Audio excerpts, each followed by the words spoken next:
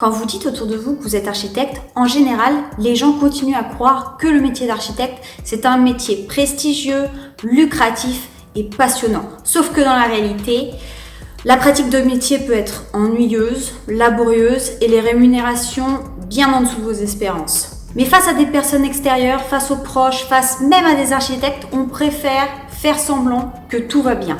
C'est ce que faisait Claire, une de mes coachées, architecte, qui avait créé son agence depuis 1 an et quelques. Quand elle est venue me voir, elle en avait marre de faire semblant. Marre de faire semblant que son métier était épanouissant, alors que ses rares clients la menaient à la baguette. Et elle en avait marre de faire semblant de bien gagner sa vie, alors qu'elle ne faisait que vivoter avec des missions par-ci par-là. Je vais donc vous raconter son histoire, les conseils que je lui ai donnés. Ces conseils sont la base du nouveau programme de formation que je vous propose aujourd'hui qui s'appelle Fondation et qui vise à vous aider à créer une agence d'architecture rentable et alignée. Salut à tous, pour ceux qui ne me connaissent pas, je m'appelle Céline Edelcou, je suis architecte et sur cette chaîne YouTube, à travers le projet Nayarki, j'accompagne les architectes dans le développement de leur carrière depuis maintenant plus de 5 ans. Mais aujourd'hui, on va parler de l'histoire de Claire qui va beaucoup vous intéresser si vous voulez lancer votre agence ou si vous l'avez déjà lancée. Alors Claire, il faut savoir que comme beaucoup d'architectes, elle a fait plusieurs années de travail en agence avant de vouloir créer la sienne. Elle a enchaîné les CDD jusqu'à un bout d'un moment à en avoir marre. Elle a attendu la fin de son dernier CDD, s'est inscrite à Pôle emploi et a voulu créer son entreprise. Et donc Claire, elle a voulu faire tout bien comme il faut. Elle a suivi les conseils des assureurs et a créé une société à responsabilité limitée. Ensuite, elle a suivi les quelques conférences qu'elle avait eues à l'école et elle s'est inscrite directement à l'ordre des architectes. En voulant faire tout bien comme il faut, le problème c'est qu'elle a dû dépenser pas mal d'argent avant même d'avoir son premier client. Elle a dû demander conseil à des personnes qualifiées pour créer son entreprise. Et au fur et à mesure du temps de sa pratique, elle s'est rendue compte que cette entreprise qu'elle avait créée lui demandait des charges qu'elle n'avait pas anticipées et qui l'ont mise dans une difficulté financière. Donc on en vient au premier conseil que j'aimerais vous donner et que peu de gens donnent, c'est qu'en début d'activité, il vaut mieux opter pour la simplicité. Si vous n'avez jamais créé d'entreprise, si vous n'avez jamais exercé d'activité en indépendant auparavant, je vous déconseille de créer une société. Surtout si vous n'avez pas de fonds relativement importants pour le faire, si vous n'avez pas de potentiel client dans les prochains mois, et si vous n'avez aucune idée de la façon dont vous allez exercer votre activité, des types de clients que vous allez avoir, des types de missions que vous allez réaliser. Et si vous vous mettez en tant qu'auto-entrepreneur, certes, c'est un statut qui est moins noble que celui de société, mais c'est toujours mieux de commencer par ce statut, surtout lorsque vous n'avez aucune idée de la façon dont les choses vont se passer. Alors ensuite, Claire, elle a continué sur sa lancée et elle s'est dit, je vais créer mon site internet, je vais mettre à jour mes réseaux sociaux, mon profil LinkedIn, etc.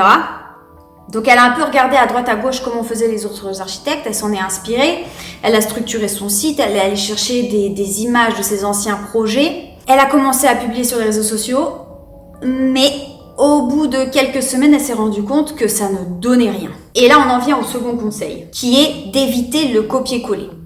Le problème, et ce qu'on fait beaucoup en tant qu'architecte, c'est que en général, quand on prépare notre communication, on pense surtout au visuel, donc c'est toujours très joli, c'est toujours très bien fait, mais tout ça reste très générique sur le fond. On n'essaie pas du tout de personnaliser les textes, on parle des missions qu'on va effectuer, mais au final, qu'on aille sur votre site ou sur le site d'un autre architecte, c'est comme si c'était du copier-coller. Et donc le gros travail qu'on a fait avec Claire, c'est d'essayer de déterminer son objectif précis par rapport à son entreprise.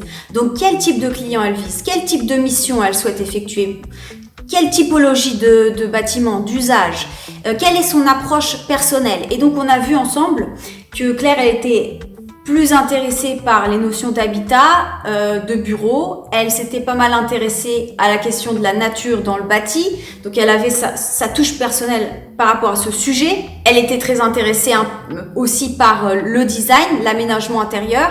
Et à partir de là, on a fait une refonte de son site internet de telle sorte que sa vision de l'architecture, sa proposition de valeur unique soit visible à tous les niveaux, par rapport aux images, par rapport aux projets sélectionnés, par rapport au texte, de telle sorte que lorsqu'un potentiel client se rend sur ses réseaux sociaux, sur son site internet, regarde les images, lit les textes, il se sent tout de suite compris et il a envie de faire appel à Claire pour ses services.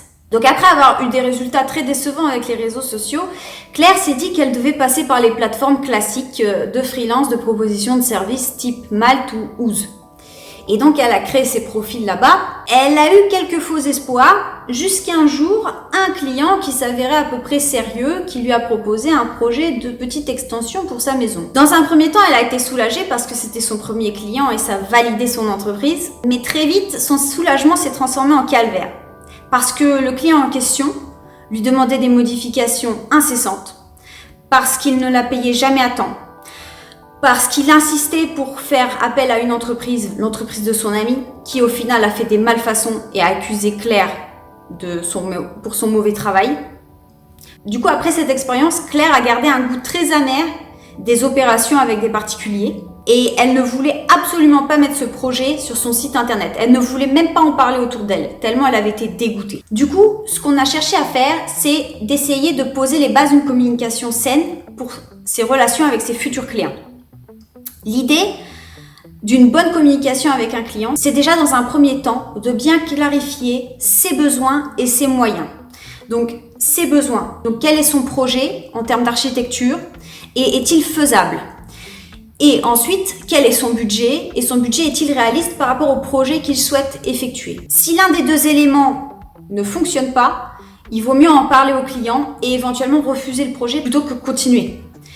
Ensuite, dans un deuxième temps, il faut contractualiser la relation avec le client très rapidement. Poser un contrat, ça peut être un contrat d'une seule page, mais il doit mentionner précisément les missions que vous allez accomplir, les tarifs pour cette mission ou ces missions, la façon dont va être décomposé le paiement, les délais de paiement, les visites éventuelles que vous allez effectuer et si elles seront payantes, et éventuellement le nombre de modifications que vous autorisez et dans quel cas. Ce n'est pas ce que Claire avait fait, elle a voulu être très conciliante avec son client et du coup celui-ci en a profité. Dans un troisième temps, avec votre client, il faut essayer de jongler entre la fermeté et la diplomatie. La fermeté, c'est savoir dire non parce que le client demande à faire quelque chose qui peut mettre en péril le projet. Là, dans le cas que je vous ai décrit, le client a imposé une entreprise. Sauf qu'il s'est avéré, et Claire l'a vu très rapidement, que cette entreprise n'était pas compétente. Mais Claire n'a pas osé contredire son client sur ce point. Mais en contrepartie, il faut savoir faire preuve de diplomatie. Lorsqu'un client vous demande une modification qui est certes laborieuse, mais qui peut lui permettre de faire des économies. Lorsqu'on s'est rencontré avec Claire, pour tout vous dire, elle pensait arrêter son entreprise et se relancer dans la recherche d'emploi. Mais comme Claire avait du potentiel, je lui ai proposé qu'on revoie ensemble les bases de son agence.